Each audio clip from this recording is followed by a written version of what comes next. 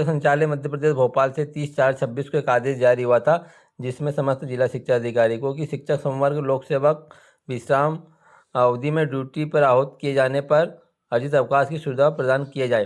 तो जो कर्मचारी से हमारी जनगणना में या गर्मी की जो छुट्टी 1 मई से 30 मई तक जो शिक्षकों की छुट्टी होती है, उसमें कहीं भी कार्य में ड्यूटी लगती है तो आपको अर्जित अवकाश देने की पात्रता है। तो साथियों, इसके लिए आपको अर्जित अवकाश कैसे लगाई जाएगी? साथियों, हमारे अधिकतर शिक्षक साथियों की ड्यूटी जनगणना 2027 के प्रथम चरण में हमारी सभी की ड्यूटी लगी। अब हमें अर्जित अवकाश की पात्रता हमें कब मिलेगी? तो इसमें स्पष्ट आदेश में कहा गया है कि उपयुक्त शिक्षक संवर्ग लोक सेवक को विषमावस्था में विभिन्न गैर शैक्षणिक कार्य, जैसे जनगणना कार्य, निर्वाचन आदि कार्य में समय समय पर कार्यभार सौंपा जाकर ड्यूटी हेतु आहूत किया जाता है। मतलब हम जनगणना कार्य या निर्वाचन कार्य के संबंध में आपको अगर आपकी निर्वाचन या जनगणना में आपकी ड्यूटी नियुक्ति होती है, ड्यूटी लगती है, तो उपयुक्त कार्य के लिए शिक्षक संवर्ग लोक सेवक को विषमावस्था में ड्यूटी पर आहूत किए जाने की स्थिति में संबंधित शिक्षक को हमारे शिक्षक ऐप के माध्यम से कार्यस्थल पर ई अटेंडेंस के माध्यम से उपस्थिति दर्ज करना अनिवार्य होगा। मतलब साथियों, अगर आपको आप ड्यूटी कर रहे हैं तो आपको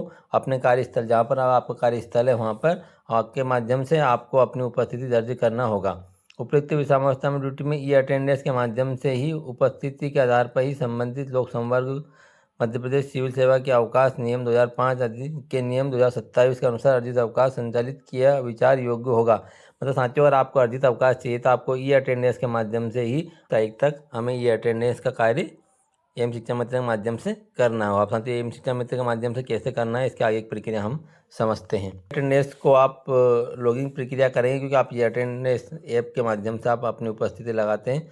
अब आप शिफ्ट बदले वाले ऑप्शन में आपको जाना है और यहाँ से आपको ओडी का चयन करना है। जैसे आप ओडी वाला ऑप्शन को प्रेस कीजिएगा और ओडी के बाद फिर साथियों यहाँ पर आपकी लिखी जनगणना ड्यूटी, इस वाला ऑप्शन को आप प्रेस करेंगे और यहाँ पर आपकी शिफ्ट का चयन करके पुष्टि करेंगे। इसके बाद साथियों आपको यहाँ पर अटेंडेंस की प्रक्रिया आगे की ओर होगी। या तो अपनी शिफ्ट में अपनी ओडी सिलेक्ट किया है और आपने अगर जनगणना में ड्यूटी की और शिफ्ट की पुष्टि की, तो फिर अपने शाला प्रमुख को कहिएगा, अपने शाला प्रमुख या अपना ओएस इंचार्ज से आप अपनी ओडी को वेरीफाई करवाएंगे, तभी जाकर साथियों आपकी अटेंडेंस की जो प्रोसेस प्रक्रिया 100% हो पाएगी। आपको शिफ्ट जनरेट करने के बाद अपनी ओडी को आप इस प्रकार से स्वीकृत करेंगे। और जिन साथियों की ड्यूटी अगर जिन शिक्षक साथियों की ड्यूटी अगर जनगणना के प्रथम चरण में लगी है, ये प्रोसेस प्रक्रिया करें, उसके आधार पर ही आपको ये आपकी जो अर्जित अवकाश है वो आपको तभी आपको मिल पाएगी आदेश के अनुसार। तो शिक्षक साथियों, और अपनी ओडी शिफ्ट चयन करने के बाद अपनी ओडी को स्वीकृत कराने के बाद अपने अटेंडेंस की पुष्टि करेंगे